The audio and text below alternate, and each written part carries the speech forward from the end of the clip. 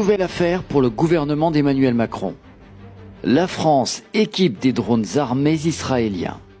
Le gouvernement a autorisé la livraison en Israël d'équipements électroniques pour des drones soupçonnés de bombarder des civils à Gaza. Du matériel de guerre fabriqué par Thales et dont l'expédition la plus récente était prévue le 26 mai 2024. Cette enquête est révélée par Disclose. Officiellement, la France disait ne vendre que des composants du dôme de fer pour aider Israël à se défendre.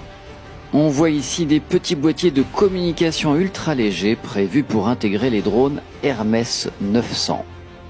Ces engins sont les plus avancés de la flotte israélienne, autonomie de 30 heures de vol à 9000 mètres d'altitude et armés. Connaissant le contexte de Gaza, comment la France a pu autoriser de telles livraisons? Le ministre des Armées Sébastien Lecornu avait pourtant assuré que la France était vigilante. Grâce à Emmanuel Macron, on n'aura pas de réponse car l'Assemblée nationale a été dissoute.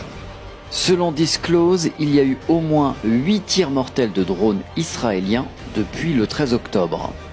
Les licences d'exportation d'armement de Thales à destination d'Israël sont actuellement suspendues, preuve que le gouvernement n'est pas sourd aux critiques ou que les manifestations peuvent être utiles. Ou alors que la France anticipe et ne veut pas être complice de crimes de guerre ou plus. Autre action de la part de la France. Pour la première fois, le plus grand salon de la défense Eurosatory qui a ouvert le 17 juin n'aura ni industriel de l'armement, ni délégation venant d'Israël. Et pour protester, regardez-moi ce sympathisant israélien qui est venu avec une étoile jaune. Honteux.